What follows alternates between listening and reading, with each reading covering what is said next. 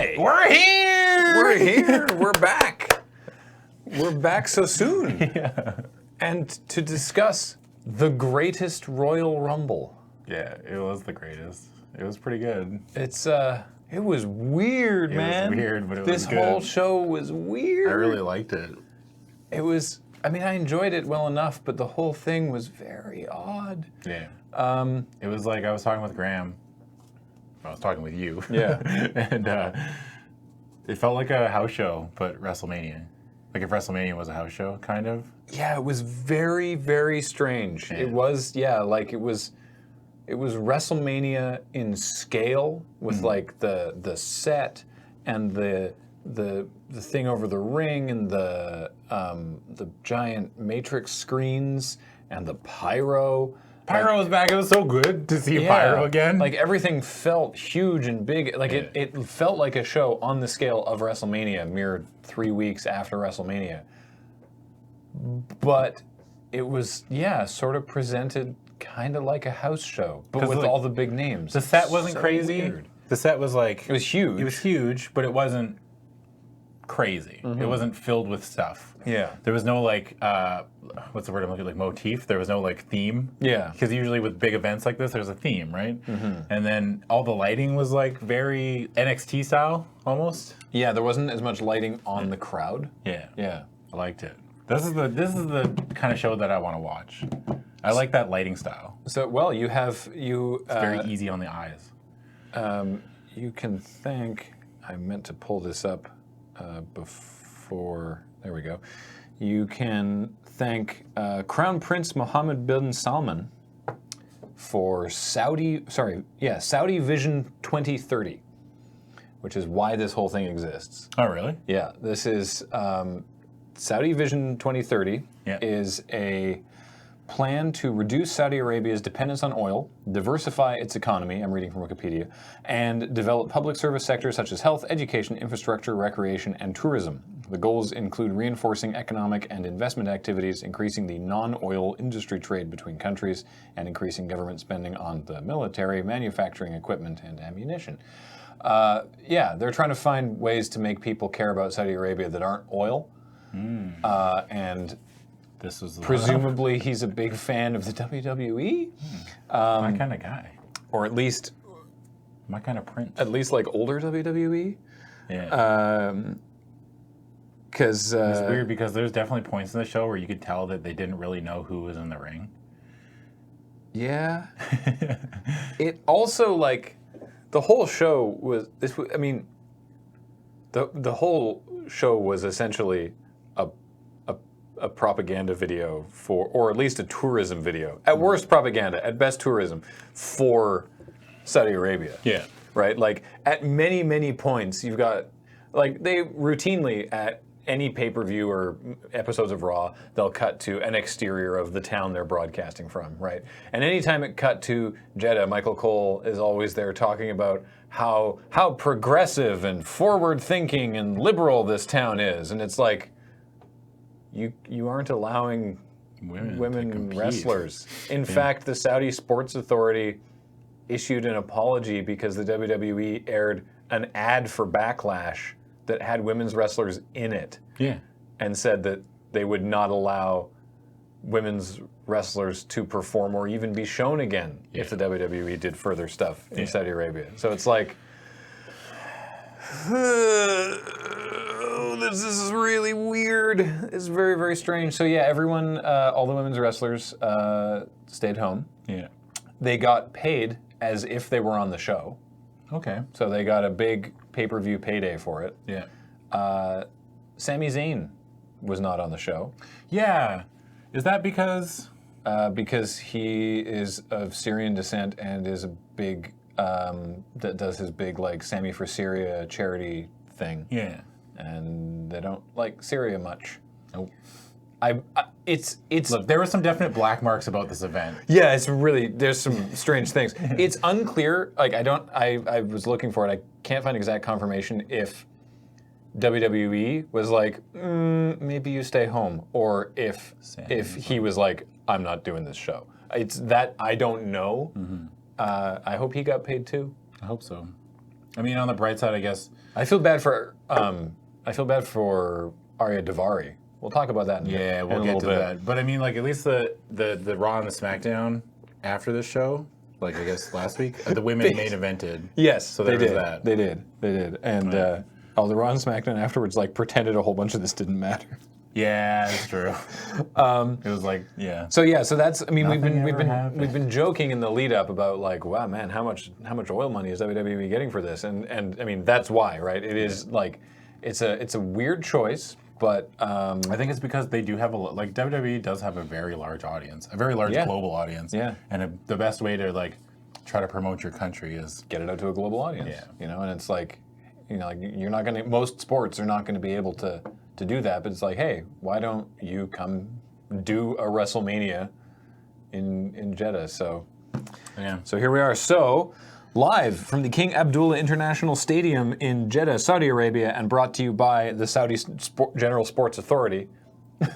Not Snickers. No. there's no like corporate sponsor. No corporate sponsorship for this one. But with the theme song "When Legends Rise" by Godsmack. Jesus, Godsmack's still around?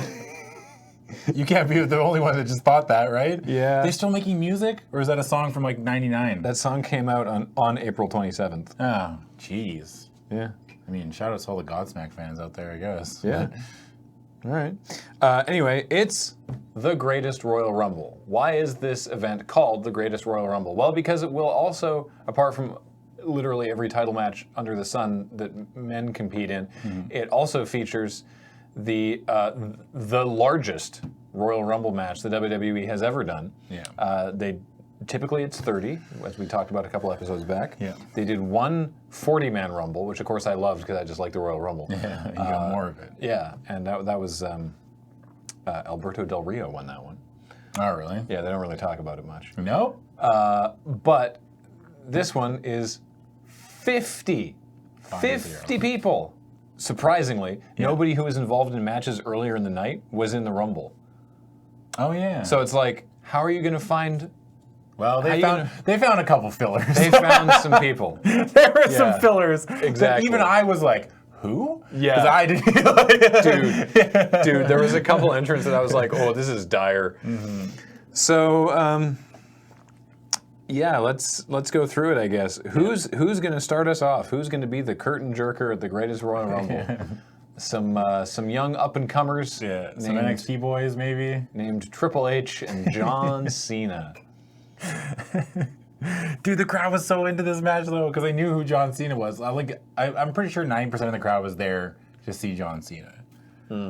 Right? Yeah. So, yeah. I don't know how easy it is to get, I guess, the WWE network in Saudi Arabia. I don't know what their access is like. That's what I mean, because, Triple H and John Cena definitely got the biggest reaction. One of the biggest reactions. I mean, because everyone knows they're just global stars, right? Yeah. But there was just some, NXT guys. I guess Matt Hardy got a good reaction. You know who got a huge pop when he entered the Royal Rumble? And you and I noticed this when we were when we were physically at the Royal Rumble. Randall. Yeah. Randy Orton. Yeah. Fuck, people love Randy Orton. Dude, yeah. Holy moly. Yeah. I mean, I like Randy Orton just fine. Yeah. But good Lord, live crowds love Randy Orton. Yeah, dude. He had one of the biggest pops at the Royal Rumble we were at, and then he had one of the biggest at this one. It's crazy. Anyway. Absolutely insane. John Cena has an entrance where he's surrounded by Saudi Arabian children wearing his gear. Yeah. And they all high five. Yeah, it was cute. Triple H comes, he's Triple H is the game. He just sort of leathers his way to the ring and spits water everywhere. Dude, the best was in some of the media and promos leading up to this, Triple H referenced himself as the Cerebral Assassin 6 times, and I was very happy. Yeah. I was like, please say that more. It's the best moniker in wrestling. Yeah. It makes no sense, but it's great. I love how dumb it is. The Cerebral Assassin. Your father, Triple H. The King of Kings. So, yeah, this is a match. It's a match. There's nothing on the line. Yeah. It's a match. Yeah. Because it's John Cena and Triple H, and Triple H the Crown Prince wanted a big match. Triple H does the suck it thing. Everyone cheers. Yeah, hey, I remember that. That surprised me. Yeah. There's certain things during the Rumble, Big E, got someone in the abdominal stretch and went to lick his hand, but then just continued the abdominal stretch. He didn't do the spanking. Yeah. And like there was like little things like that. So I'm actually surprised Triple H did the suck it, but I guess at that point it's too late to stop the show. Match was fun, I remember. I mean, this was like, I know we've made this reference a couple times, but it's like, this was like a video game. Yeah. Like, I'm going to play Triple H. Oh, I'm going to play John Cena. All right, finisher, signature, finisher. Like, it was just sort of, it was all over the place with just like stuff. For some reason it felt like okay when they did it, though. I don't know. Maybe because they're just both so good. They're both really good. Yeah, so they're like, both so good, so it makes sense. Like, yeah, it was a good match, but I was still just sort of like, this is weird. Yeah. Everything felt strange. Yeah. Even when the matches were good, this whole night felt odd. Yeah. I mean, Triple H versus John Cena for no reason. That's weird. Yeah. Right? That's weird. That's super weird. That's very They have strange. a lot of history. The more you say weird, the weirder it feels. It's like B movie, but every time Graham says weird, it gets faster. It gets weirder. Yeah, it gets weirder. Like, do we need to get into the nitty-gritty of the match? I don't think so. Okay. I mean, it was just a fun match. It was fun. It was. We don't need to like cover like a lot of these matches. We don't even need to cover everything that happens in them. No. because nothing really happens. Like as far as like stories go, there's like 3 matches where they're like storyline driven. That's true. That is true, yeah. This is but not everything one of else them. is just kind of like John Cena and Triple H had a match. They're both very good. It was a lot of fun. Triple H did the suck it. John Cena did all of his little. He did the You Can't See Me and the 5-knuckle shuffle, and Triple H did pedigree, and then did the he didn't do the sledgehammer. That's like his only signature thing that he didn't do. Yeah. Probably for. He also obvious didn't bring reasons. his shovel. Yes, because John Cena won. I mean, John Cena just lost to the Undertaker at WrestleMania. He needs a a W. big win. Yeah. He needs a big win to lift that career up. Yeah. Oh man. And then he grabs a microphone and says it's an honor and a privilege to be a part of an event like today. Yeah. And regardless of what's going on in his universe, he was not going to miss this event for anything in the world. I.e. Brief update for what's going on in his universe. John Cena and Nikki Bella broke up. Yeah. And will not be getting married. Nope. Which I'm sure sucks for them, but don't read the comments. Do not. If you want to keep your sanity, just don't read don't. the. This is the problem when you. It's the problem when you present a fictionalized version of your relationship as part of a reality show.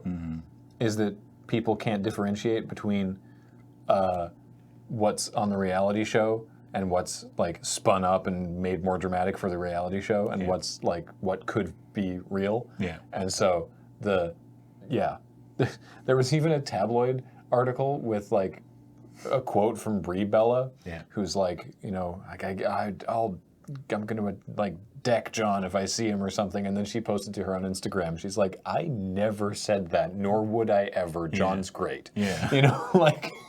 I mean, just because 2 people break up doesn't mean it's always like this horrible thing, right? Yeah, and it's like It might be completely amicable. Yeah. Anyway. Is it amicable? Amicable. Yeah. Amicable? Amicable. Cena thanks the Kingdom of Saudi Arabia for their unmatched hospitality, and the crowd gives him big old cheers. Yeah. Yay, John Cena. It was just a solid match. Yeah, it's fun. Cruiserweight Championship. Kalisto challenging Cedric Alexander. You know what's funny? What? Is I was like, man, Kalisto. Because he comes out and he does the lucha, right? Which was the thing from the Lucha Dragons when it was Kalisto and Sin Cara were a tag team after Sin Cara got sent back down to NXT for a little while. And I was like, man, you know who I haven't seen in a very, very long time? Sin Cara? Sin Cara. Well, don't worry. Yeah. You haven't seen Cara in a long time, hey? Well, he shows up tonight, and I was surprised. I was like, oh, Yeah, he's still around. Good for him. Good for him. Why isn't he on 205 Live? I don't know.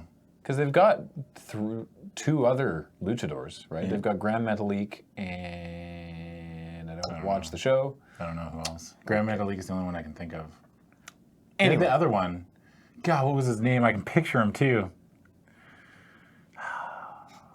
I can't remember. He has a mask where you can see his mouth. Yes. Yeah. Yeah. Whereas, I want to say it's like Ligero or something. Is it like that? I think so. Am I right? I don't know. I'm sure the YouTube comments will correct us. So yeah, this is after Cedric Alexander won the Cruiserweight Championship at WrestleMania. Yeah. This is him now defending against Kalisto. Kalisto won like a gauntlet match or a six-pack challenge or something on 205 Live, and that's how he got the shot. Because it was like the 205 Live that Tuesday night before the event. We didn't know who. And I assumed it was going to be Drew Gulak. Oh, he beat Drew Gulak in the finals of like a gauntlet match. They were the last two left. Right. Kalisto and Drew Gulak. And I thought it was going to be Gulak, but no, it was Kalisto. I think they did Kalisto because they knew there was, I mean, from a business standpoint, there was going to be a lot of kids in the crowd. Yeah. And you want to sell that little luchador Right. Buddy Murphy attacked Cedric Alexander during his celebration. Yeah. And then, so they scheduled Buddy Murphy to face Cedric Alexander. But, so, Buddy Murphy, his storyline, his like ongoing thing in 205 Live is that he shouldn't be on that show. Yeah. Because they pretend like you have to actually be 205 pounds or less to be in the Cruiserweight division. And so Buddy Murphy's thing is he like just loses, he like lost just enough weight to compete in the Cruiserweight division. Yeah. So but didn't they have vignettes of him weighing in at like 204 and a half and stuff? Yeah, like so real close. Like. He failed his mandatory weigh-in at 207. Yeah. And so couldn't participate in this match. And then, Kalisto won a gauntlet match and earned this title shot. Yeah. It's really good cruiserweight wrestling. Yeah, it was good. Cedric Alexander needs a little bit of personality. Yeah. Needs something. Yeah. I know he's kind of Apollo Crews a little bit. Yeah. He's just really good. He's athletic. Apollo Crews has a beard now. Yep, sure does. I like it. It's working for him. Heel turning coming. Uh-oh. Beard means bad guy. You're right. Yeah. This match was fun. I mean, it was weird how the crowd was.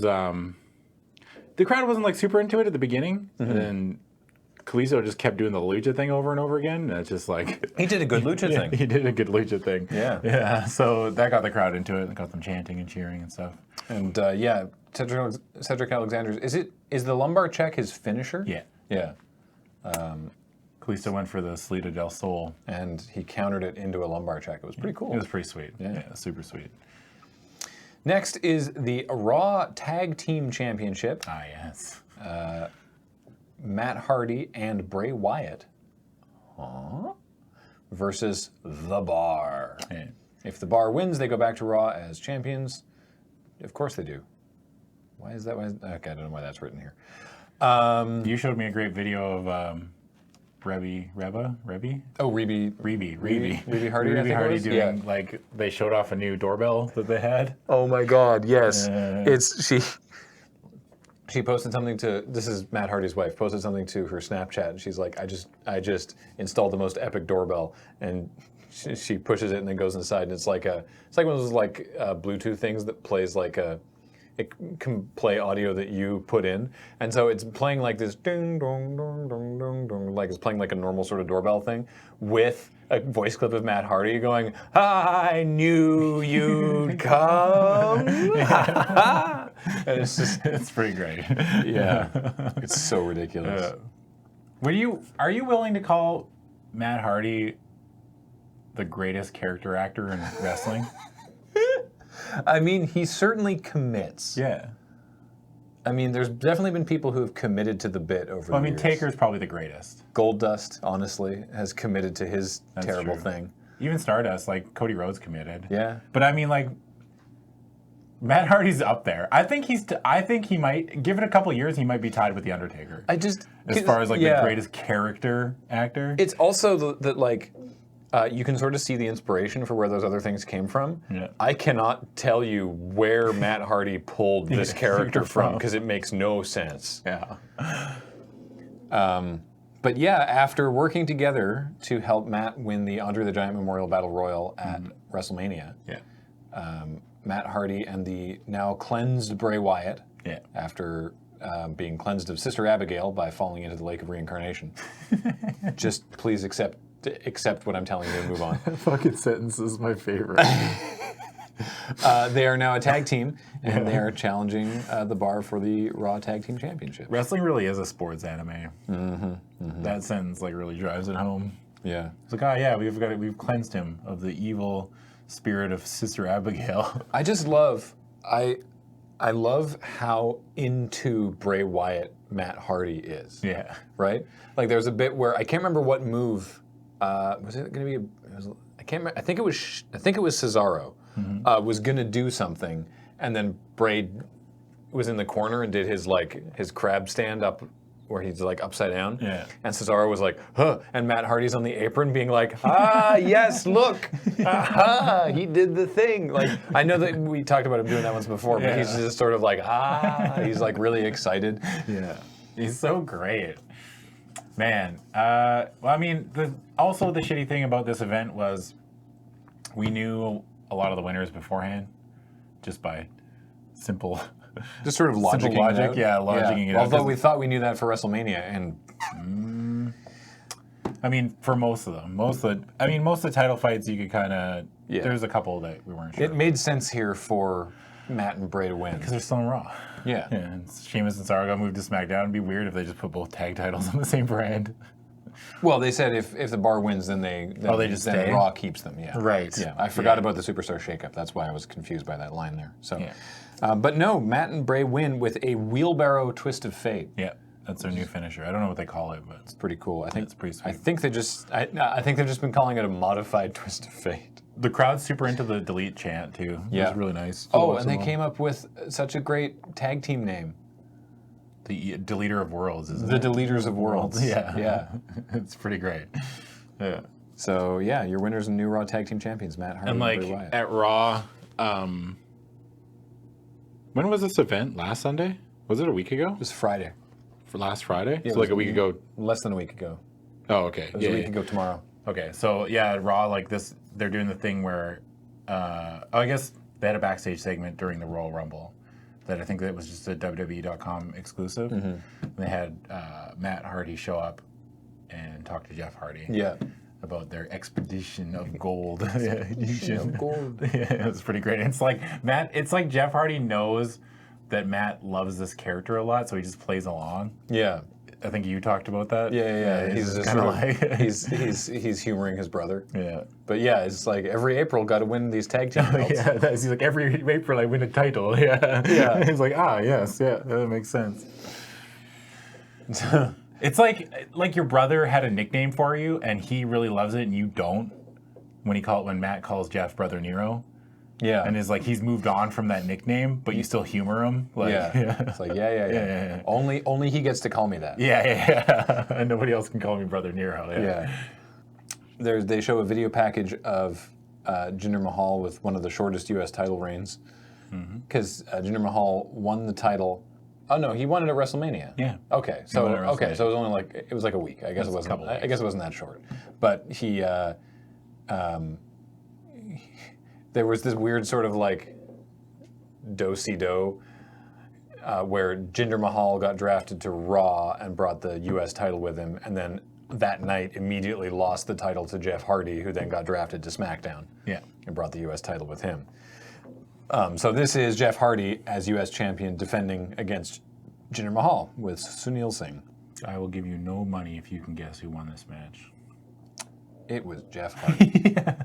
It's like, all right. Yeah. The only thing I remember from this match is when Jeff did the Whisper in the Wind. And fucking missed, or Jinder just, I don't know, something happened. He completely whiffed. Jeff missed, or Jinder didn't catch him, or Jinder wasn't in the right spot. Something happened. But Jinder still sold it like he got hit. Yeah, it would look bad. You shouldn't. It's tough to tell when you're in the moment, but if it looks that bad, he just missed. He just completely whiffed.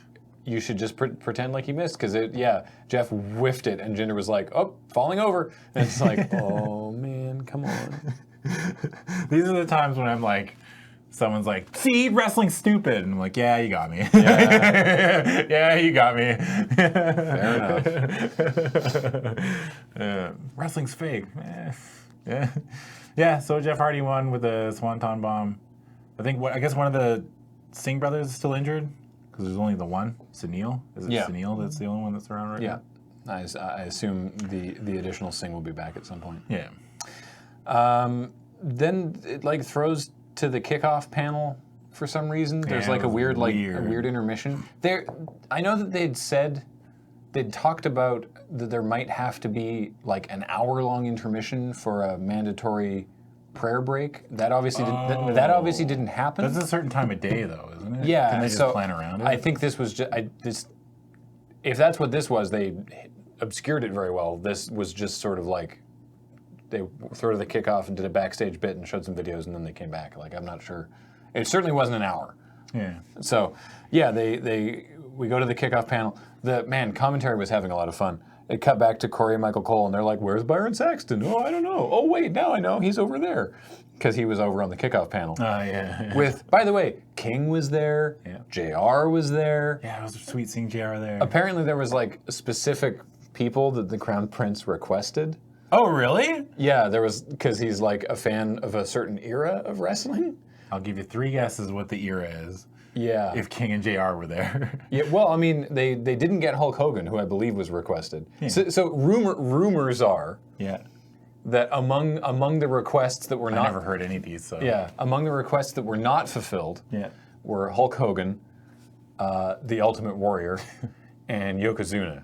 Also unavailable. Yeah, the latter two not strictly alive, and yeah, Well, the Ultimate Warrior will never die. the spirit of warrior lives inside of us all. We're developing technology to irradiate it, but currently the spirit of warrior lives inside everybody. Though supposedly the request for Yokozuna is why a particular participant was in the Rumble. Oh, really? That makes so much sense. Yeah, because I had baffled. fucking no idea who this was. Yeah. No, none at all.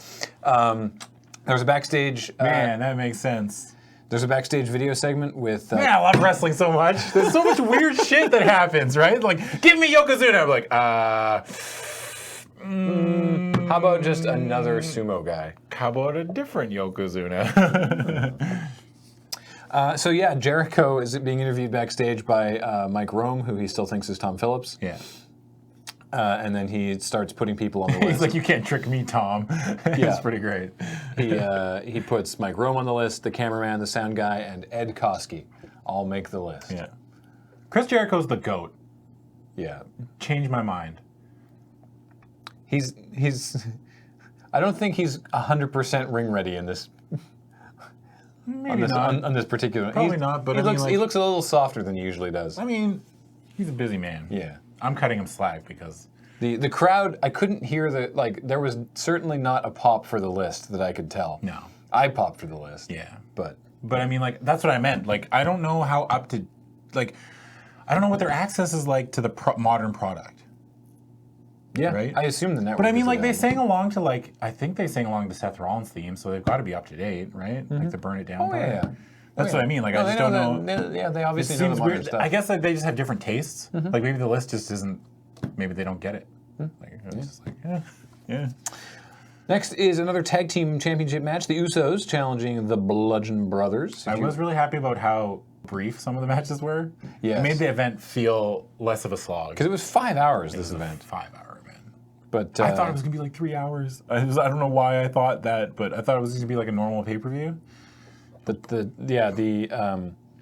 the Jeff Cena, John Cena and Triple H was almost 16 minutes. Yeah. Cruiserweight was about 10 minutes, then almost 9 minutes for the Raw Tag Team Champions. The U.S. title was 6 minutes. This match was 5 minutes, and then they get a little longer. Yeah. Yeah, the Bludgeon Brothers, of course, won at WrestleMania. Really selling them as like, man, nobody's is up to snuff. Which to is- take on the Bludgeon Brothers. They're which is two great. Big, mean dudes. Yeah. That's great. I like it. The Usos defeated the New Day to earn, on SmackDown, to earn this title shot. Yeah. And it's like we said, it's a quick match. The Bludgeon Brothers make short work of them. Yeah. Which, I mean, they're very large. Like, Jimmy and Jay are, like, they're in great shape, but they are, I would say, you know, on the scale of normal humans. And They're probably still like 6 foot. Like, Probably. they're probably still big. yeah, but Harper and Rowan are enormous. Yeah. Well, I mean, we've talked about Luke Harper is my size. Yeah. He's like 6'4", 260. Yeah. And I am one Luke Harper. and Eric Rowan is bigger, Bigger. which is startling to me. I heard his beard weighs 30 pounds. I believe it.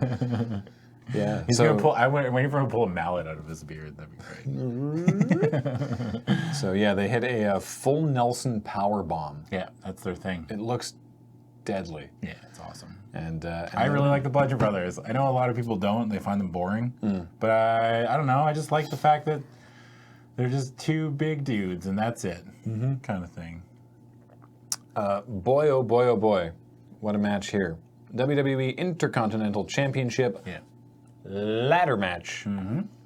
Which is the title will be suspended above the ring, and all you have to do is be the first person. All you have to do.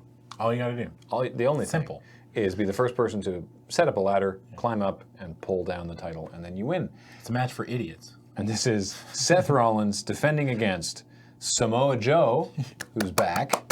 God, he's been so good too. Yeah. The Miz and Finn Balor. I just want to talk about every time Samoa Joe's on camera, I'm like, fuck, that guy looks like a star. Yeah. He looks mean. He looks strong. He's so fucking good. We don't deserve Samoa Joe. Yeah. Is what I'm trying to say. God damn. Give me more Samoa Joe. Samoa Joe title reign when? He's gonna win the title this year. I'm putting money on it. They've been teasing him in the title picture on SmackDown. Yeah. Because he came out and challenged AJ. He's like, I'm coming for you. Yeah. So Samoa Joe's winning a world title this year. I believe you. Yeah. I saw the best possible reaction gift to that was like when I hear WWE are teasing Samoa Joe versus AJ Styles, and it's a shot of Christopher Daniels going, oh, because in the good days of total nonstop action wrestling, before they became Impact, in the good days of TNA wrestling, three of their biggest, I mean, to say homegrown talent is maybe not necessarily fair to the relative people's indie careers, but these are people who were big stars in TNA who had not been big stars in WWE, which a lot of their roster was, or not even big stars, but a lot of people they hadn't been in WWE in any sort of major way. During this timeline, like, people didn't consider someone a big star unless they were in WWE. Yeah, let's be honest here. After the fall, like after WCW got bought out, and then it was just WWE. Like no one considered, like, even if you were popular in Japan, they didn't consider you like a big star. Or anything like that, so. But the triple threat matches between the phenomenal AJ Styles, the Samoan submission machine Samoa Joe, and the fallen angel Christopher Daniels were amazing matches. And I still am surprised Christopher Daniels never appeared in the WWE at any point. Maybe he didn't like the schedule or something. I mean, again, I'm sure that's like, oh, I found a match on an episode of Velocity that he's in, and I'm like, no, that doesn't count. I don't even know a lot of Christopher Daniels stuff. I know he wears like a general's outfit, which is kind of cool. Does he? Usually wears like an officer's jacket kind of thing with, like, what are they called? Fuck. The medals? Yeah, it's just the medals. Really? I haven't seen that look. Yeah. Anyway, so yeah, I just thought that was funny. It's like YouTube comments. It's just like, whoa, with Christopher Daniels. So, man, ladder match. Ladder matches tend to be pretty great. Yeah. There's a lot of when you have good people in them, a lot of creative stuff you can do. I'm trying to remember everything that happened in this one. There was so much. Yeah. Samoa Joe kicks the crap out of everybody at one point. Yeah. There's just like, everyone. I don't want to gloss over this like it was just another match, because it was very good, but it's just like, we've almost got to the point where we've seen everything in ladder matches. Yeah. Good stuff, though. I mean, it was great watching. We watched this match with Beach. Yeah. And it was great because he hadn't seen a lot of these spots before. Yeah. Like, they did the Tower of Doom. Oh, yeah. And Beach was like, whoa! And I was like, oh, to be young again. Even though Beach is way older. Not way older, but Beach is older than I am. Yeah. But as a wrestling fan, I was like, oh. Miz hits the skull-crushing finale to Joe on a ladder. I thought he broke his nose or something. Because he was, like, outside. Because I don't know what happened, but Joe was outside, and it looked like he was bleeding. But I think it was just sweat. Because it was fucking hot. Yeah. I can't remember I don't know what the temperature was, but it was like... Sounds awful. Yeah, wasn't it like 90 degrees, I guess, Fahrenheit, and like humid as fuck? Like, whoa. Yeah. And it was an outdoor arena? Yeah. In Jeddah. Yeah. At night, mercifully, but 90 degrees at night. Yeah. I don't know, what is that in Celsius? Like 30, 35? Something like that. Oh, Don't like it. Can't imagine. I'm good, thank you. Get heat stroke. Finn Balor did hit a coup de grace on Miz when he was laying on top of the ladder. Yep. Yeah, I guess there wasn't anything necessarily that was like super intricate involving a ladder, apart from a lot of people hit their finishers or signature moves onto or into a ladder. Yeah. Like Balor did a sling blade to Miz into a ladder. Yeah.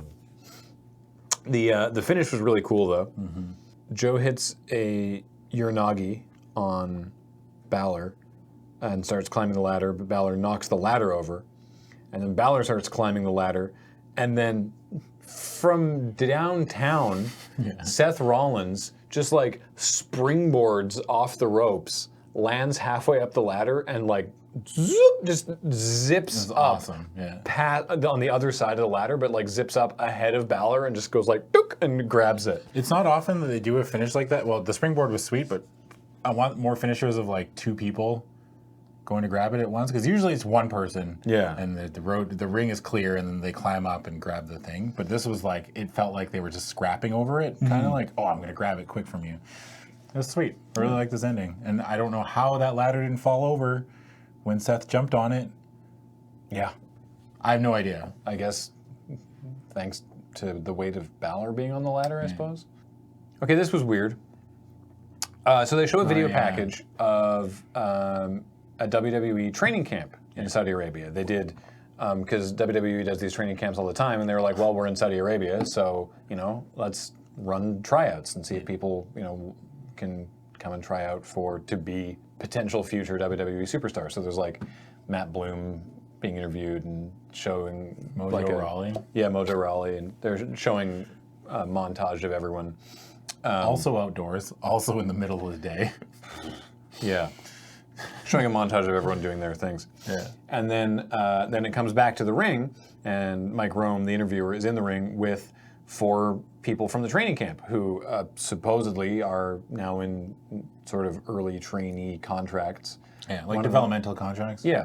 Their names are Nassar, Hussein, Mansour, and Faisal. And Hussein gets on the mic and says he never expected WWE to come to Saudi Arabia, but now they're here, and now he says 4 Saudi WWE superstars. I don't think you can call yourself a superstar if you're just at the training center. Sure can't, but go ahead. If I'm a janitor at the training center, can I be a superstar? Yeah. And then Hussein talks in Saudi. I don't have a translation available, but the crowd is really into it. Yeah. They big pop for talking in Saudi. And then they say they all hope to represent their country as the first WWE superstars from the Kingdom of Saudi Arabia.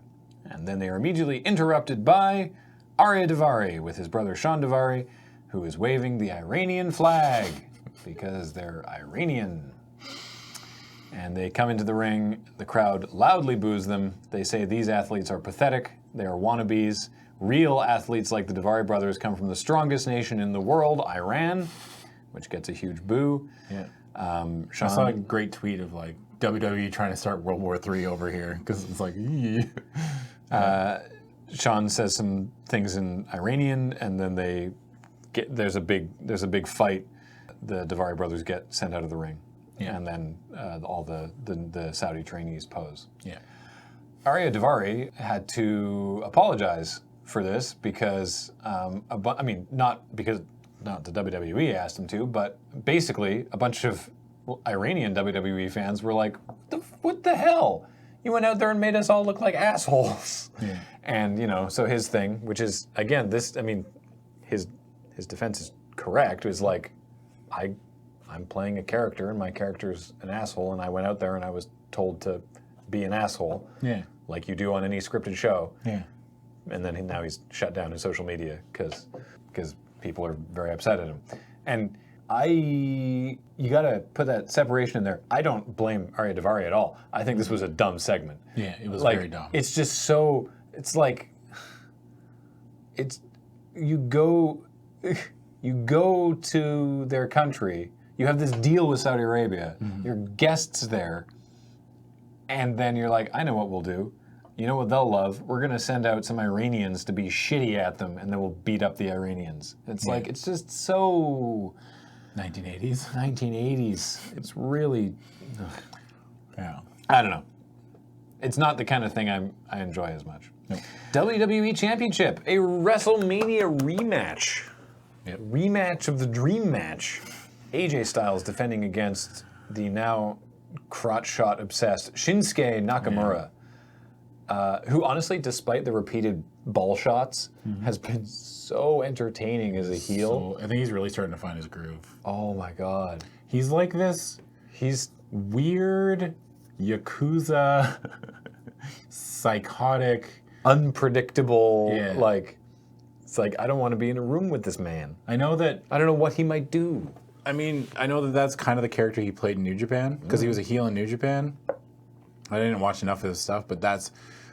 The character he portrayed was like the son of like a Yakuza mob boss. Yeah. And like he was just able to do whatever he wanted kind of thing. And that's what I want to see, hopefully. Yeah. Going forward, but this is the interesting character we were looking for. Yeah. Because this was like, before it was just, oh, it's just Shinsuke being weird, and he's got a great theme song that we can all sing along with, and that's it. Yeah. But now it's like, they changed his theme song. Yeah, they added lyrics. To his theme song because in kayfabe, Shinsuke Nakamura, the character, said he was tired of people singing along with his song. Beautiful. Fucking perfect. Beautiful. And it is impossible to sing along with now. Yeah. It's actually impossible. I think I might have liked this match better than their WrestleMania match. Because it's building. They're building a storyline. Yeah. It makes more sense. Yeah. They're doing this with a purpose. Yeah. People, we all did. I did. Yeah. I'm the first one to admit, I thought that WrestleMania match was going to be a lot better than it was. Yep. But sometimes you got to look at things as a whole picture and where they were going with it. And what they did, I think it made the match, the fact that the match wasn't a classic and they gave us the ending that they did made more sense. Yeah. Because it's like they're building a narrative, which is what we need to give them time, and what they did with this match too. Oh, I loved the ending of this match. I love the ending of this match. Yeah. So good. Because, character-wise, AJ Styles is a competitor. Yeah. And he wants, he wants appropriate competition. Yeah. Even when he's a heel, even when he was doing his beat up John Cena phase, it's because he didn't think John Cena was good enough. Yeah. But now that he's a face, which was a very fluid transition. He didn't even really. It was right after that match with Shane. Yeah. Or WrestleMania last year, right? Yeah. It's he just wants to have good matches, and he's so mad at Shinsuke for not giving him good matches that he loses it in this match. Because this match, we're just going to fast forward to the end. It's a very entertaining match. You should watch it. It ends in a double countout because they go outside the ring and the ref's counting to 10, and AJ doesn't get, who is capable of doing so at the time, AJ doesn't get back in the ring because he's still just fighting. Well, because the prelude to this outside the ring was right before this happened. AJ went for the phenomenal forearm. Shinsuke moved and AJ stopped from hitting the referee. And then while the ref was like distracted and like, whoa, don't hit me, Shinsuke low blowed AJ. Yeah. And then tried to pin him. AJ got his hand on the ropes. And then they dumped to the outside and AJ was so mad that Shinsuke, who was like, every critic in the WWE universe was like, oh, it's going to be a classic, it's going to be a classic, it's going to be a classic. And then it's not a classic because Shinsuke keeps on trying to cheat. Yeah. And AJ's fucking furious. And he's like, can't you just, my reputation as a wrestler rides on like everything. Every match I have, my reputation is on the line. Yeah. And it's like, I need to have the best match of the night. And you're not giving me that. And you're really starting to make me fucking mad here because I'm trying to work. It's great. Oh, it's so good. And by way of hazing, for their first time at ringside, Styles tackles Nakamura over the Saudi over the Saudi commentary table. Yeah. Actually, it was funny now that you mentioned the crowd too. Like, I didn't notice it when I was watching, but Beach, when he was watching it with us, asked, "Oh, is there any signs in the crowd?" No signs. And I was like, "There's barely any. There was a couple." Yeah. It was weird. And all the like really close ringside seats were like club seats, which sounds terrific. Yeah. But I think those were reserved. Yeah. Wasn't there a section for the royal family? Apparently. Yep. Yeah. I mean, I assume the prince was watching. So now at Backlash, which is this Sunday, Yep. it's AJ Styles versus Shinsuke Nakamura in a no disqualification match. Nice. Yep. No DQ. So Oh. I'm excited to see what Doesn't that happens. just help Nakamura? That Yep. just means he can just wail on AJ's nuts for an hour. That's the classic. That's the classic Yeah. like wrestling move. Is like you sucker the baby face into accepting a match that is probably not in his best interest as champion. Right. And then he loses it, and we get the redemption arc. Yeah. It's classic. It's just it's a cycle, Graham.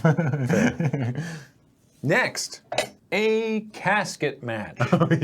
Yeah. I am confident we have not covered a casket match on the show before. So by way of explanation, there's a casket, like a coffin, Yeah. at ringside. And the way you win this match is by incapacitating your opponent to the extent that you can put them in the casket and close the lid. Yep. Wrestling.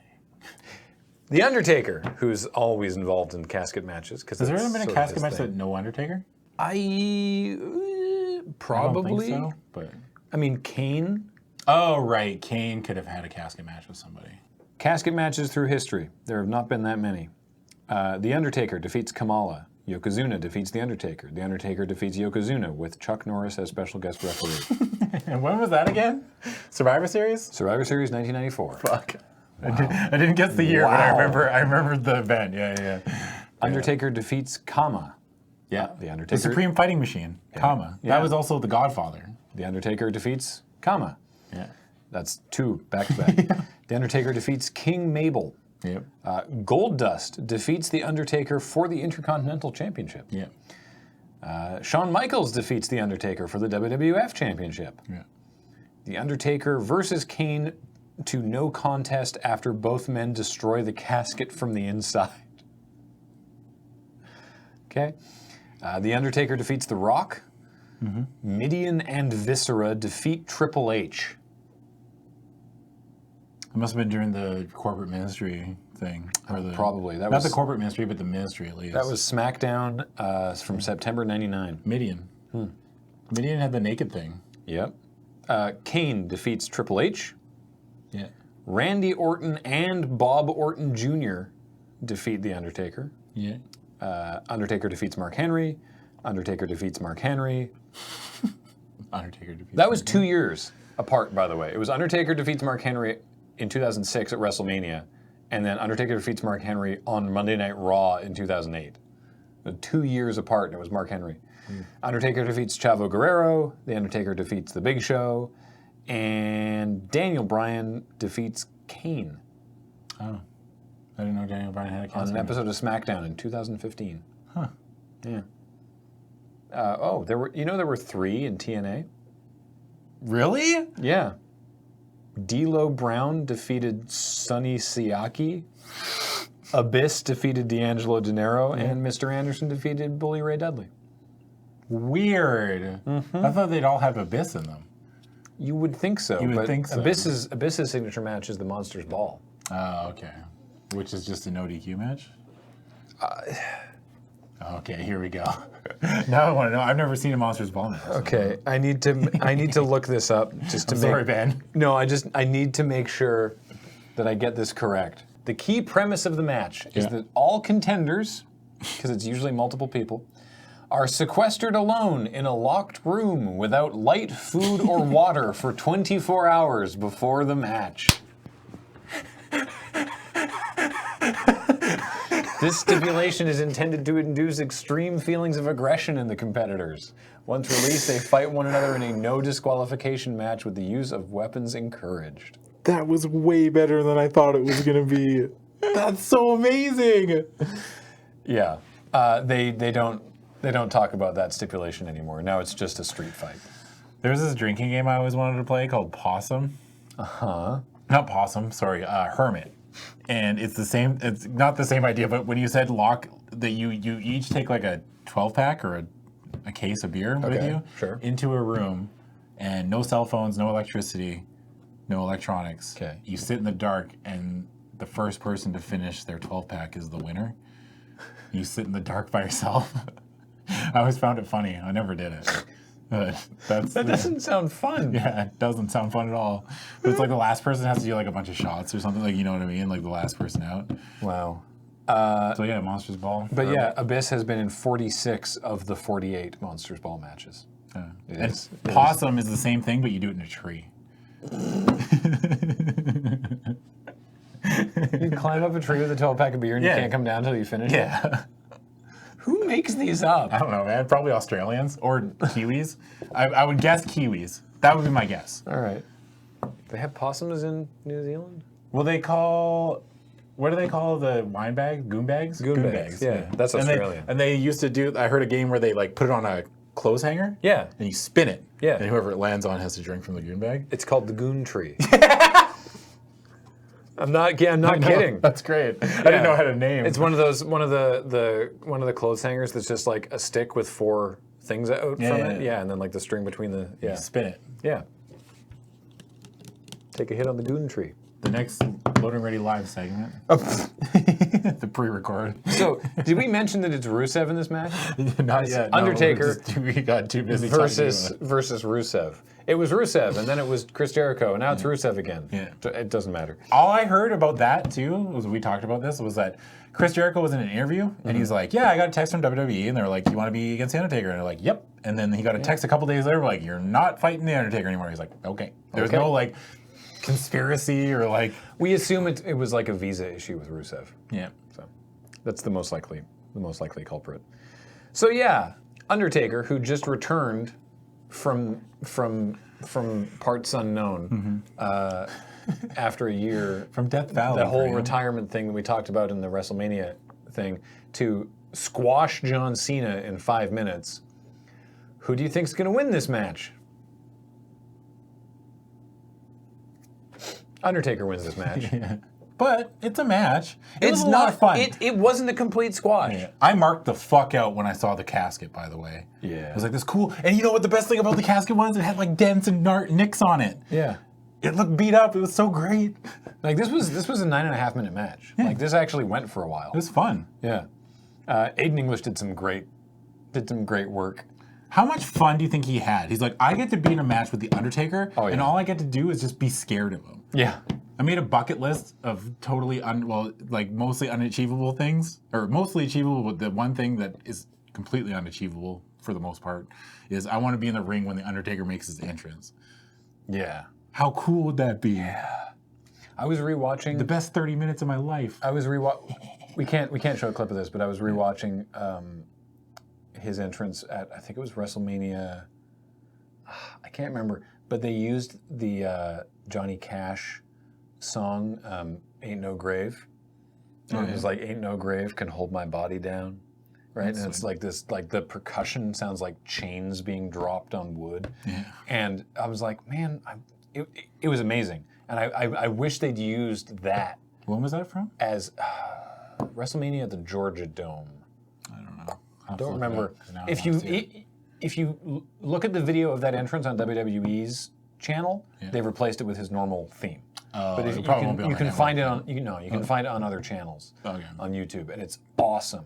And I wish they'd used that for his return at Mania, just because the thematic, right? It's like, ain't no grave can hold my body down. It's just like, oh, he's back. You hecked up. Yeah. But yeah, this is it's a fun match. Rusev actually gets in some aggression. The Undertaker doesn't seem like super threatened by it. Not really, because he's Undertaker. But it's not a complete squash. There's lots of fun stuff with Aiden English running around, and there's a great part where like Taker choke slams Rusev and slides him into the casket, and then he's gonna close the thing, and Aiden English comes and like holds the door. He's like, no, no, it is our day. It is Rusev Day. You're not allowed to do this. Rusev actually gets Undertaker in the Accolade. Yeah. Which is impressive. And he gets him in the Accolade, like cinches it in, holds it for a little bit, then releases it and asks for the casket to be opened. And while he's doing that, Taker like sits up and then stands up behind him, and Rusev looks shocked. Yeah.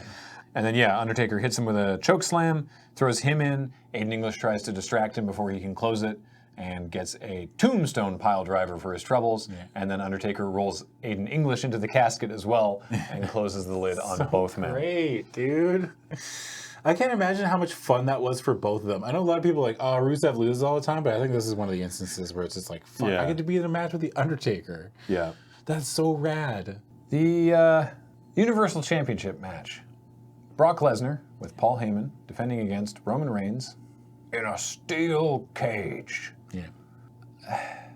Solid steel. This was weird. So the match begins. Yeah. And they start. Okay. To be fair, though, doing the build-up and, like, not the build-up, but, like, on commentary during their entrances, commentary is driving home the fact that Roman Reigns can't beat Brock Lesnar. Yeah. No matter how hard he tries, no matter how hard the big dog tries, he can't beat Brock Lesnar. Brock Lesnar has his number. Yeah. They keep driving this point home. Yeah. So they start fighting, and it's a Brock Lesnar match. Yep. German suplexes. / Roman Reigns match, too, because there's a lot of Superman punches. Yeah. They just start, commentaries literally starts counting. Yeah. Michael Cole's like, okay, so that's 4 German suplexes, 2 F5s. 4 German suplexes, 1 F5. 3 spears, and 4 Superman punches. Yeah. And it's like, you realize how bad that makes this sound. Yeah. Right? The Michael match Cole? itself wasn't great.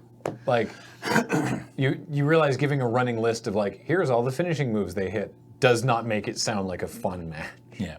Did you see that sweet match where they hit 12 F5s and 6 spears? Like, no. Sounds boring. Yeah. Also, randomly, it cuts to a shot of Samoa Joe backstage watching the match. Yeah. I don't know why. Well, because Samoa Joe's fighting Roman Reigns at Backlash. Oh, okay. And so it's like, is it for the title or not? No. Okay. Yeah, he wants to know if it's for the title. Sure. Okay. He's hoping I it's for the title. forgot about the Backlash match because I was like, but they're not on the same brand anymore. Anyway, so there's many instances where one or the other of them are incapacitated to the point that if the standing wrestler just left, they'd win. Brock specifically, Roman finally gets it into his head that he's like, oh wait, I can just leave. Like he tries to fight, right? Like there was definitely an instance where Roman could have just left the cage and won, because they make a real important point that you can go through the door once, or you can climb over the top, and the first person to get to the outside with both feet touching the floor They say this more than they usually do. wins the match. Should have clued in. I didn't clue in. I didn't think they said it that much more than normal, but that it would prove to be their undoing. So eventually Roman is like, wait, F this, I can just leave. So he calls for the door to be opened, and he's on his way out the door, and Paul Heyman, right on time, like lightning. It's almost like he's been in this business for years. Yeah. Tears past, grabs the door from the ref, and just slams it on Roman's head. Yeah. So Roman's dazed and clattered and back in the ring. They try to climb over the top at one point, and they pull each other back down. And then Every time I see someone climb that cage, I get scared. Yeah. Do you think that Roman repeatedly no-selling Brock's finishers is hurting Brock's finishers at all? Does it matter? It's Doesn't still really it's matter. it's still Brock Lesnar. Still Brock Lesnar. All right. Fair enough. But even then, like, it's just like, whenever I've been watching the matches between these two, it's like, I don't get excited when I see a finisher happen. Yeah. Because it's like, oh, the match isn't probably even over. Heyman chucks a chair Yeah. into the ring before the door closes, because there's no DQ in a steel cage match. Reigns even hits Lesnar with his powered up spear that he took. The super spear. He took out Undertaker with Yeah, it, where he bounces off the ropes a couple times first. He comes at an incredible rate. Yeah, He just gains speed for. the speed of that lad. Yeah. Hits him. Hits him with that. Doesn't do enough. So then, eventually, what happens, and it doesn't even take that long, is Reigns finds himself between the ropes and the steel cage, and Reigns gears up and spears Lesnar through the ropes, and the chain link, that entire section of cage pops off, and they clatter to the floor, and the bottom of the chain link is still attached to the bottom of the ring. Yeah. So if you're watching this, you're seeing an image of it, but if you're listening, it sort of creates like a ramp from around the bottom rope to the floor, with the wrestlers' heads toward the floor. And so they fall like that. It looks really painful. And then Roman rolls off the chain link, and then Brock rolls off the chain link. Brock doesn't even roll off. He just lays there. And then Brock is declared the winner. Yeah. We don't know why Brock is declared the winner. Yeah. Commentary is like, I guess his body hit the ground first, so the referee has determined that he is the winner. And it's like, guys, you said like 5 fucking times that both feet must hit the floor. Yeah. And Roman's feet hit the floor before Brock's. And everyone saw it, and you keep replaying it. And they're just like, nope, Brock wins. So this is the thing where like, And then the next night in a WWE.com exclusive, they had to have Kurt Angle be like, yeah, no, that was wrong. Reigns should have won that match, but the referee's decision stands. Bye. yeah. And it's like, that's bad. You fucked it up. I feel like they did it on purpose. And I this don't is- think so. I'm firmly in the camp where that was what they were trying to do, I think this was a mistake. and I think it was fucking brilliant.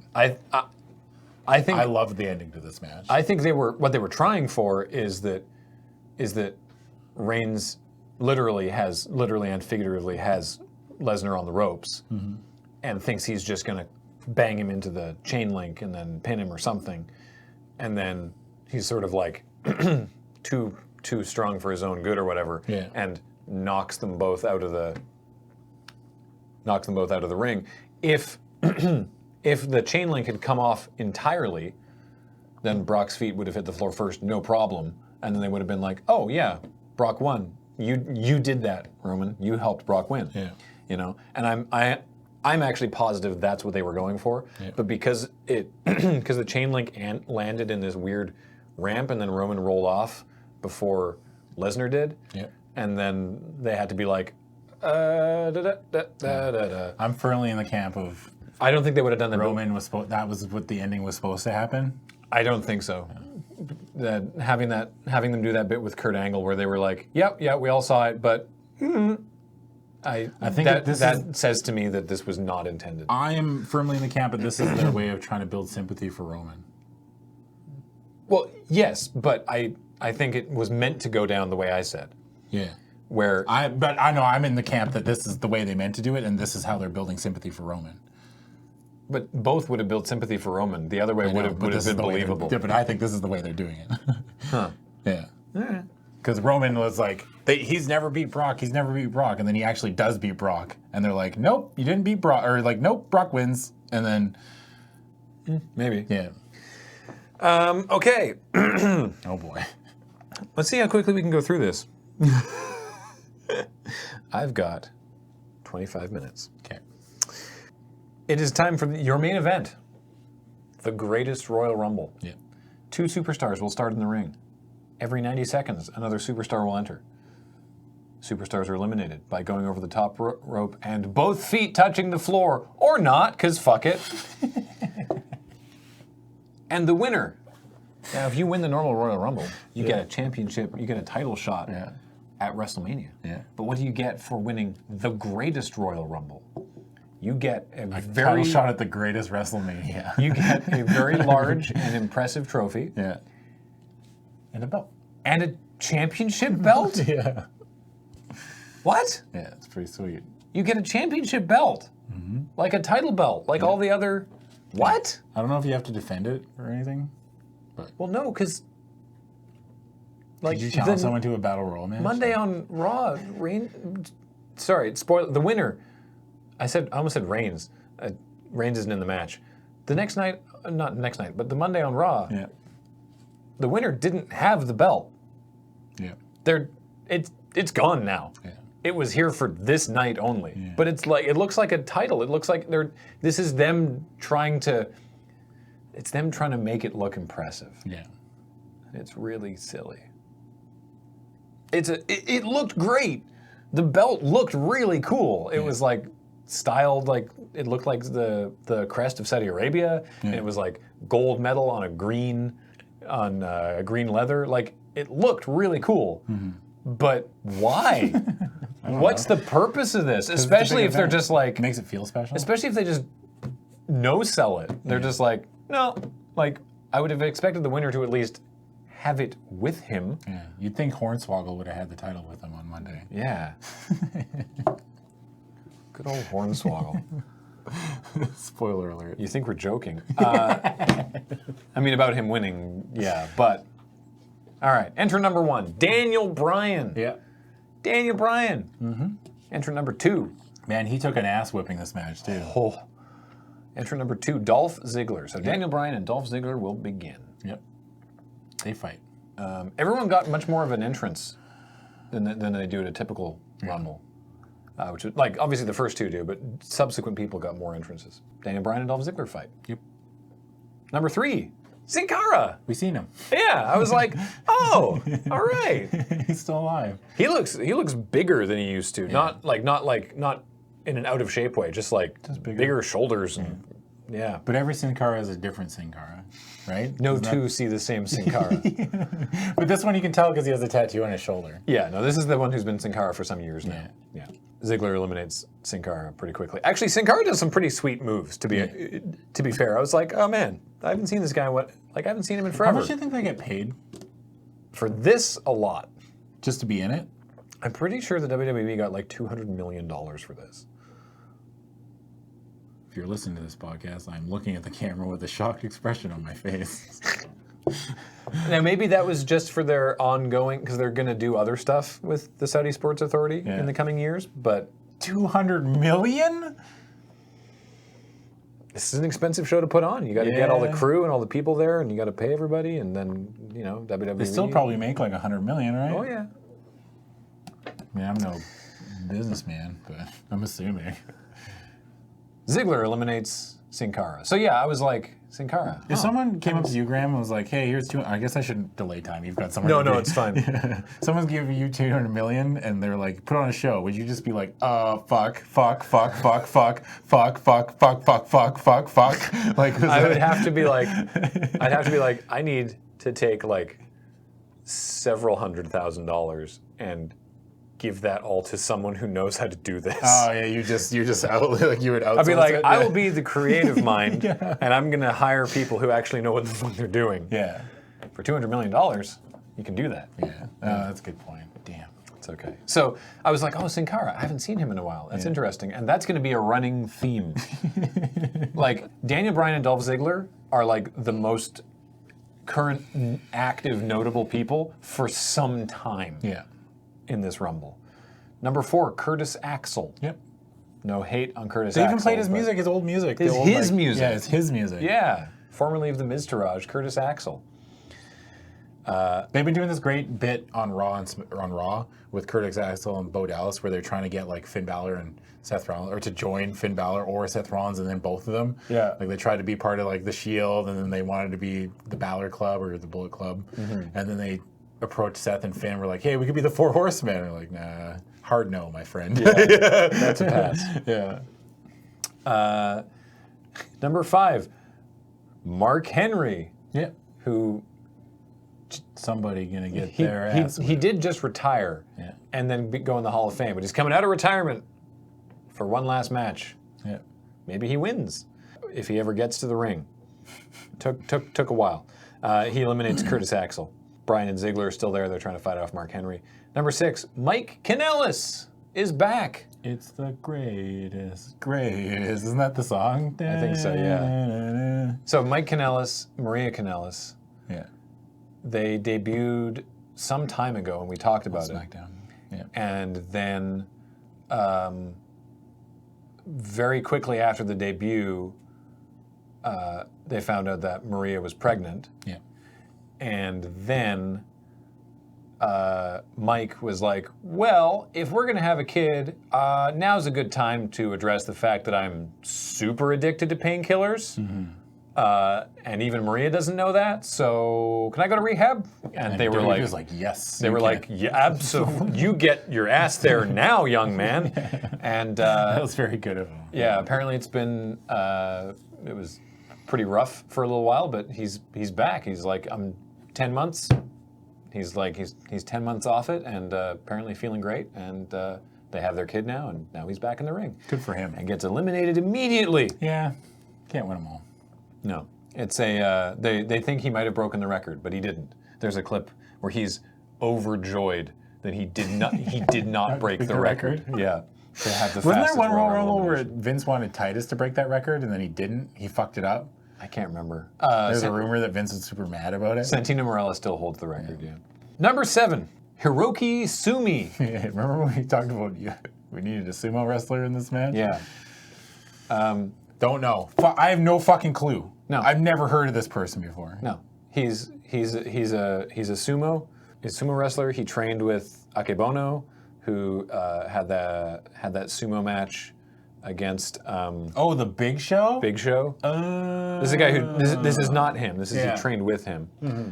The speculation on why he was there was because they wanted Yokozuna, but Yokozuna is not alive anymore. He's not a presence on our mortal world anymore. Number 8, Victor from the Ascension. Oh, yeah. Dude, when he wore the green thing, Yeah. their symbol looks like the Illuminati Yeah. thing. Yeah. So there's a lot of like people you don't normally see because they're like on low card tag teams Yeah. who showed up in this. And the Ascension, one of the greatest tag teams in NXT history to what we have now. Victor gets eliminated by Daniel Bryan. Yep. Like right away. Number 9, Kofi Kingston. Yep. Hey. So he actually puts on some aggression and doesn't get immediately eliminated. Number 10, Tony Nese. How is this guy on 205 Live? I don't know. He looks enormous. Yeah, he does. But I think he's under the weight limit. Like, I guess he's just not that tall because he looks like he's built like a brick shit house. Yeah. Like, Christ almighty, this guy. Shit brick house. Yeah. I shit a brick house. Yeah. Number 11, Dash Wilder. He's got like 12 abs. Yeah. Dash Wilder of the Revival Yeah. is next. Man. Number 12, Hornswoggle. Yep. The Swogs. He's here. Man. He wrestles in Tommy Jr.'s House of Hardcore. Really? Yeah. Huh. I saw, because the House of Hardcore shows on Twitch. Yeah, right. And I saw a match that was Hornswoggle versus the Spirit Squad. It was not good. Oh, boy. Spirit Squad minus Ziggler. Well, obviously, yeah. No Nikki. Yeah. Hornswoggle helps them eliminate Dash Wilder. Yeah. Actually, the commentary brought up a good point. It's like, how do you eliminate Hornswoggle? He's under the third. Like, you can't get him over the top rope. You can't possibly lift him. It's impossible. Hornswoggle goes to the top rope, and for the tadpole splash, Yeah. which is a frog splash, but he's a little person. Yeah. So they call it the tadpole splash. Sometimes the WWE will never change. Yeah. But Ziggler super kicks him, and he falls to the apron, and he bites Ziggler before Tony Nese kicks him out. Now, technically, Yeah. Hornswoggle went through the ropes and then climbed up the turnbuckle. Oh, shit. Is he still in it? Technically. I mean, Curtis Axel's still in that Royal Rumble from like 3 years ago. But. They need to bring that up more often, too. Number 13, Primo Cologne. Oh, shit. He's still alive. Yeah, that's what when I saw him, I was like, holy shit. Yeah. I forgot about him. Time to buy some timeshares. They're just the Colognes now. Oh. They're no longer the Shining Stars. Oh, right. Yeah. They're just the Colognes. Come to, what is it, Puerto Rico? Puerto Rico, the Shining Star of the Caribbean. Yeah, that's what it was. I think they don't want to. Knowing Vince's political leanings, they probably just don't want to talk about Puerto Rico. Hey, Puerto Rico's still without power in a lot of places. Mm-hmm. It's not a joke. Number 14, Xavier Woods, who now there's 2 members of the New Day in. Yeah. They combine forces to eliminate Tony Nese. Yeah. See you later, Tony. Number 15, Bo Dallas. Yep. Who immediately chucks Kingston over, but Kingston hangs on. Kofi doesn't really get like a hilarious bit in this Rumble. No. Like he does some cool stuff, but there's no there's no elimination. massive like Kofi spot. Yeah. Yeah.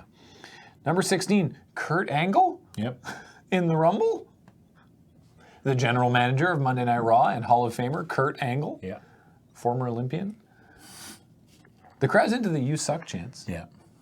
They eliminate Bo Dallas. They eliminate Primo Cologne. Ziggler tries to attack him, but Angle gives him a belly-to-belly suplex over the top rope. Dolph Ziggler, entrant number 2, is eliminated. See you later. So Daniel Bryan, though, entrant, also one of the first 2 entrants, still in. Yeah. Number 17, Scott Dawson. Yep. They fight around for a little bit. So you're... Number 18, Goldust. Holy moly. I've always said that Randy Orton has the best scoop slam in the business. Goldust got a pretty good one. They are. If you put both of them in their prime, I guess Randy's not that far off from his prime. No. Goldust is a little bit, but in their primes, they're probably tied for like the best like power slam in the business. Yeah. Goldust nearly eliminates Daniel Bryan. Yeah, But not quite. Number 19, Connor, the other half of the Ascension. See, I was like, oh, okay, so we've had both members of the Revival and both members of the Ascension and like both of the Miztourage. So if we see one half of a tag team, we're going to see the other half of a tag team. Mm-hmm. That's not true, as it turns out, because we never see Epico, for one thing. Yeah, Epico's gone. Yeah. So Connor... I'm waiting for the big return as Los Matadores. Number 20, Elias. Yep. Who wants to walk with Elias? 60,000 people, apparently. Mm-hmm. And then he runs into the ring and eliminates both members of the New Day and Connor. Yeah. Elias cleaning house. Man, they really believe in him. I can't remember. I He's can't been imagine doing well. trying to like plan this match out. I mean, everything you have to remember. Yeah, 50 people. Like we're at number 21 now, which would be the home stretch, but we're not even halfway. Nope. Number 21, Luke Gallows. Yep. Who attacks Dawson in the corner. Daniel Bryan flips through a German suplex and starts hitting Angle with the yes kicks. Angle tries for an ankle lock. Bryan gets out of the ankle lock. Angle hits Bryan with an angle slam, pulls his straps down, which means still weird seeing Daniel Bryan wrestle again. Yeah, which still means bizarre. Weird seeing Kurt Angle wrestle again. Yeah. But Elias eliminates Kurt Angle. If you told me in 2018 we'd see Kurt Angle and Daniel Bryan wrestle each other. In a 50-man rumble in Saudi Arabia. Yeah. They're like, sure, I guess. Number 22, Rhino. Yep. The man beast. The man cube. He's so big. He's the man He's cube. a wide boy.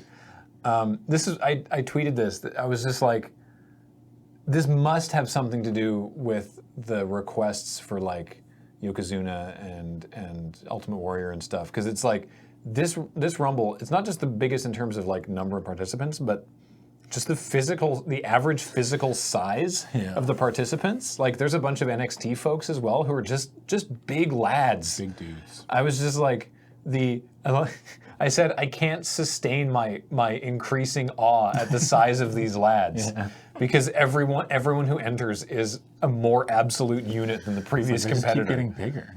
Drew Gulak from 205 Live is next. I guess that's maybe a step down from Rhino, but yeah, Drew Gulak, no fly zone. But here we go, back up again. Number 24, Tucker Knight. Who the hell is Tucker Knight? Well, I'm glad you asked. He's one half of Heavy Machinery, the tag team from NXT. They are big. They are fucking big. Their big thing is stakes and weights. Stakes and weights? Yeah, that's one of their catchphrases. Stakes Fair enough. And weights. Stakes and weights. Tucker Knight is billed at 6'2", 320 pounds. Knight eliminates Drew Gulak. Yep. Number 25, Bobby Roode, who eliminates Goldust. Yep. And Scott Dawson tries for a move on Roode, but fails and falls to the floor. Number 26, Fandango. The commentary starts getting flustered at this point. Yeah. It's like, oh, it's the Fashion Files, it's Brizongo, it's Fandango. Like, well, how do you know it's Fandango? Because they're playing his music. Yeah. Because he has different music. Yeah, and Cole's like, I read it on the screen, Corey. I saw his name on the screen, you goof. It says it on the screen. Corey and Michael Cole were really good. They were getting into it with one another. It was really funny. Number 27, Chad Gable. Yep. Number 28, Rey Mysterio. Yay! In a full like Saudi attire. Mm-hmm.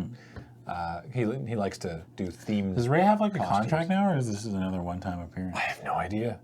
Not a clue. I'd like to see him back now. Bobby Roode leapfrogs Mysterio into Luke Gallows, and Mysterio then hits a Hurricane Rana over the top rope to eliminate him. It was pretty cool. Mysterio goes for the 619 on Rude, but Fandango cuts him off. So no 619 yet. Number 29, Mojo Rawley. The winner. he's definitely winning this. That's my pick. He immediately eliminates Fandango. Yeah. And then attacks Chad Gable. Number 30, Tyler Breeze. Yep. And they're like, he's like, see, Corey? His music is different. His music is different. It says his name's on the screen. So this was pretty funny. Tyler Breeze gets in, and Mojo Rawley puts him back over the ropes onto the apron and then knocks him off the apron into Fandango's arms. Yeah. Fandango catches him and then sets him back on the apron, and Fandango's like, oh, thank you, but isn't paying attention, and then Mojo Rawley just knocks him off the apron again, and then he gets eliminated.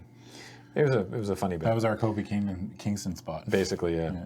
Tucker Knight hits Gable with a Thez press. Yeah. That's a lot of lad coming at you. Yeah. That's a lot of stakes and weights. Number 31 entrant, Big E, who he offers Tucker Knight some pancakes and then just starts wailing on him with pancakes and then eliminates him with pancakes, I guess. Number 32, Carl Anderson. Yep. So we do see both half of the Good Brothers. Mysterio finally lands a 619 on Rude. Number 33, Apollo Crews, who hits his standing moonsault and then eliminates Chad Gable. The standing moonsault is still very impressive. Yeah. I mean, he's super athletic. He's just boring. Yeah. I think this is the part of the match too where Daniel Bryan started he had red welts. Oh, careful with your mic there. Oh. Yeah, he had red welts across his chest. As Corey Graves said, his chest looked like hamburger. Oh, it was gross. I don't know what happened. He just got chopped so many times. He just got chopped. His chest and arm. The heat was probably not making it much, because he's a pretty pale dude, right? Yeah. It was gross. Number 34, Shock the System. Yeah, but it wasn't the Shock the System that I wanted. Yeah, you wanted Adam Cole. Yeah, but it was. But we still got Roddy. Roderick Strong is still in Undisputed Era. Yeah. And he eliminates Rhino. Yeah, it's pretty impressive. Number 35, Randy Orton, and the roof isn't there because it's an open air arena. But if there had been a roof, it would have come off. People are excited, and he just starts cleaning house.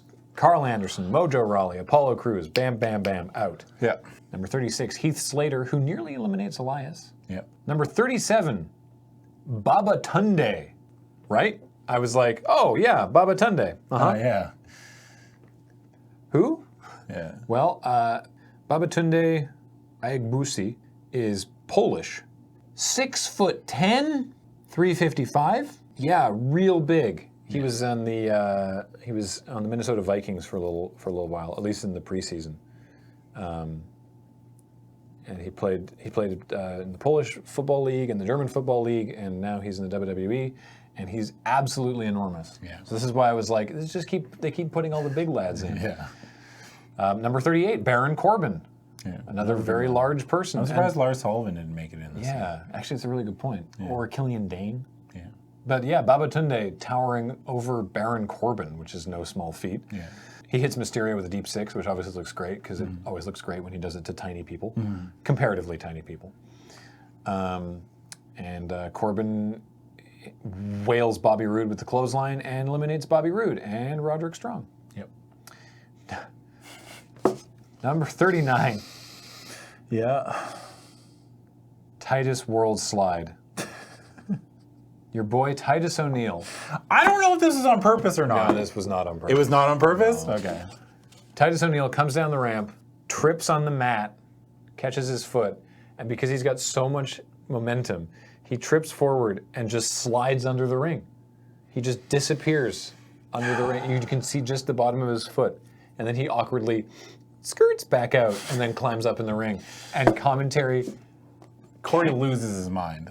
So does Michael Cole. Yeah. They can't handle it. They were like, that might be the greatest thing I've ever seen. Like they try briefly to no sell it, and then they realize that they just can't, because it's the first angle shown. You don't even see it. You just sort of see him running and then going boop, because it's from the other side of the ring. And they're like, well, what happened to Titus there? And then they show the replay, and they replay it like 4 times. So at that point, obviously, you know that Vince is just Vince is just dying of laughter up in the gorilla position. Show him tripping again. Show it again. And so, you know, at that point, I have expected to be like, okay, Titus, I want you to go down the ring and I want you to trip on purpose. It'll be funny. I don't think they did. Yeah. And so then you know, then they obviously he's like, show it again, and they just keep showing it. And commentaries just lose. They're like, they're overselling it too. It like hilariously. They're like, that might be you know, they're like, Rey Mysterio, you know,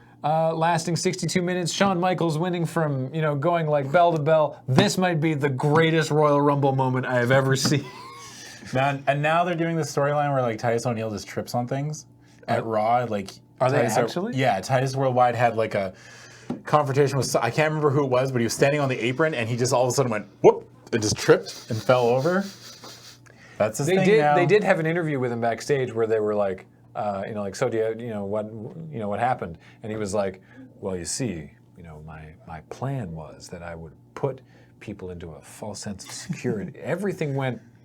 No, I messed with it. I tripped. I just fell on my ass. I completely tripped. Make it move. Yeah.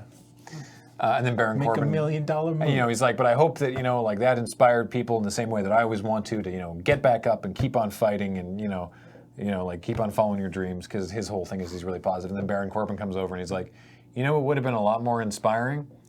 If you hadn't tripped. It was got great. a point. Number 40, Dan Matha. NXT. From NXT. Yeah.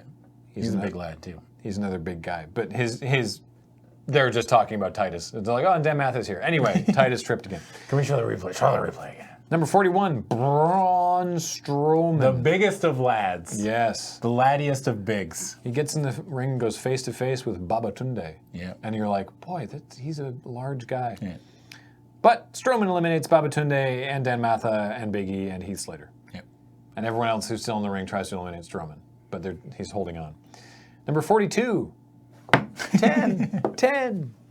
I'm very, very, very happy with their restraint of not putting him in at number 10 again. I'm just glad he was there and actually got to be in it. And he jumps in the ring and immediately starts helping eliminate Strowman. But Strowman does like an anime power-up where he goes like, "Bwah!" and everyone just goes, "Rah!" and flies backwards. Yeah. And then Titus O'Neil and Ty Dillinger get eliminated. Mysterio tries to attack Strowman. Mysterio hits a 619. Okay, Orton dropkicks Strowman. Mysterio hits him a 619. Orton hits him with an RKO. And then Corbin eliminates Rey Mysterio. Orton eliminates Corbin. Elias eliminates Randy Orton. Yeah. See you later, Randall. Kurt Hawkins enters but doesn't get into the ring and decides, you know what? No, F this, and starts running away. Strowman chases him down, grabs him by his hair, brings him back to the ring, throws him in the ring, climbs back in and eliminates Kurt Hawkins. Yeah. The losing streak continues. Bobby Lashley. Hey, Bobby Lashley's back. I think we talked about this in the WrestleMania episode, but yeah, Bobby Lashley's back and eliminates Elias. I don't like the headband. Yeah, it's something. It's weird. He looks like a bowling pin. Number 45. The Great Khali. We'll continue the Royal Rumble next episode when Khali gets to the ring. Until next time, I'm on Twitter at Graham_LRR. He eventually gets to the ring and is eliminated immediately.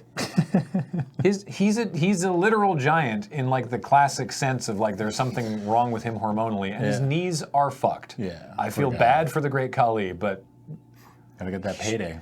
I mean, poor guy, but he probably shouldn't be in this thing. Number 46, Kevin Owens. Yay. And then much to his chagrin, number 47, Shane McMahon. Owens looks so angry. It's awesome to see Shane McMahon. Yeah, it's so great. Daniel Bryan is still in this match. Yep, sure Just is. Putting that out there. Number 48, Shelton Benjamin. Yep, the gold standard. Weird hearing his music again. Number 49, Big Cass. He's back, baby. Now remember, Big Cass returned and attacked Daniel Bryan on SmackDown, and they have a match at Backlash. Yeah.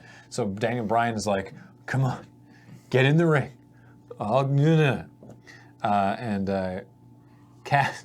Cass tries to get in the ring just at the moment that they're doing another Braun Strowman pushes everyone back thing. And so like a bunch of people like fly backwards into Cass while he's trying to attack Bryan, and it looks really awkward and weird. Yeah.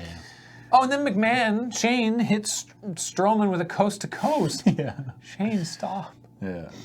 And number 50, who we knew would be in the Rumble, number 50, break the walls down. It's Chris Jericho. By the time we got to number 50, I kind of forgot. I'd forgotten. I'd forgotten completely. I was like, oh, right. oh yeah, Chris Jericho. I was like, I wonder who number 50 is 50 gonna be. people. Yeah. I forgot.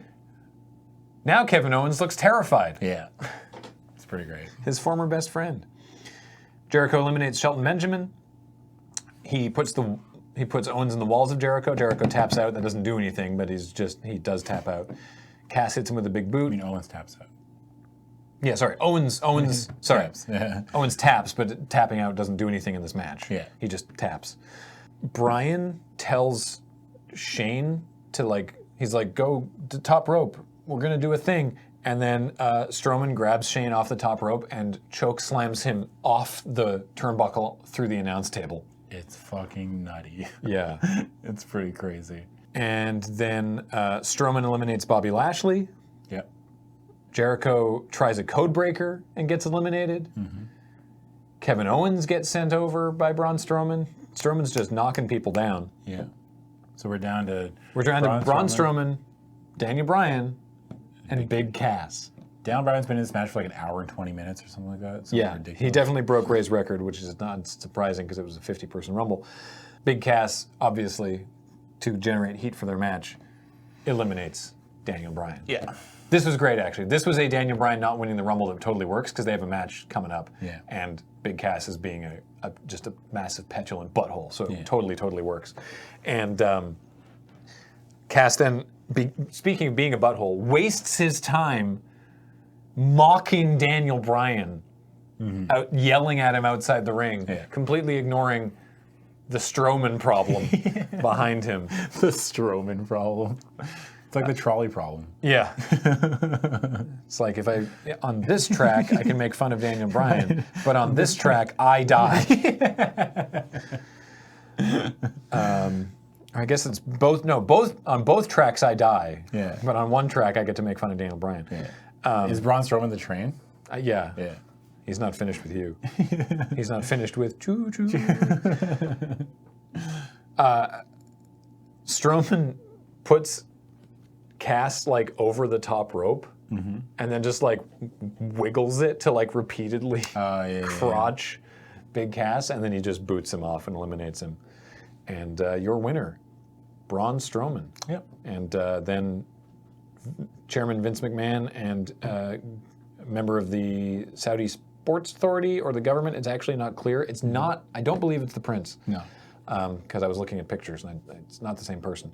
Because I'm not entirely sure who it is, but they're there to present Braun Strowman with the title that you'll never see again, or with the trophy you're never going to see again, and the title that Braun didn't have. The trophy was on Raw. The trophy was on Raw? Yeah. But not the belt? Not the belt. Yeah, I think the belt was there just to make the prince and the Saudi Sports Authority be like, look at this cool thing we're doing, and they had no intention of doing anything with it. Yeah. I mean, how can it's literally styled for this one event. Yeah. It's a pretty belt, though. It's very silly. This whole thing was weird. It was weird. It was good, though. I had a lot of fun. I mean, I'm a sucker for a Royal Rumble, but this whole thing was very strange. It was 5 hours. Yeah. It was a long show. Yeah. It was it 2 pay-per-views, it felt like WrestleMania. Back-to-back 5 hours. It looked like a house show. It was booked like a house show. There was the weird tourism propaganda. There was no women. There was matches you'd never see anywhere else. It felt like it was booked by someone playing a video game. Yeah. The whole thing was odd. I'm not saying it was bad. It was just different. Weird. Strange. It was the weirdest Royal Rumble. Yeah. You know what it did say to me, though? What? You could do a 50-man Rumble normally. Regularly? It wouldn't be that bad. Yeah, if they cut You more don't random people and just put NXT people. Yeah. Popular NXT Returns, things like that. Yeah. Returns that aren't Hornswoggle. No offense to Hornswoggle. I was actually really happy I to popped see pretty him. hard when I saw Hornswoggle. I was like, hey, yeah, I remember That him. guy. The WLC guy. As they said, the former anonymous Raw general manager. Yeah. wrestling. Anyway, so that was it. That was the Greatest Royal Rumble. Our next episode is Backlash, whenever we get around to recording that. But that was this thing that happened, and it happened to all of us, and you can't say it didn't. So thanks, everybody, for listening. Yeah, thanks a lot, friends. Until next time, I'm on Twitter @Graham_LRR. Yeah, and I'm on Twitter @WakeUpSuper. And our editor, Ben, is on Twitter @BenHUlmer. Shoutouts and thank you to Ben. And that is going to do it. And a reminder that this show and everything we do is brought to you by you and your kind support of us, either on our Twitch channel or at patreon.com/LoadingReadyRun. Yep. We really appreciate it. Thank you. Thanks, everybody. Talk to you next time. Yeah. Bye.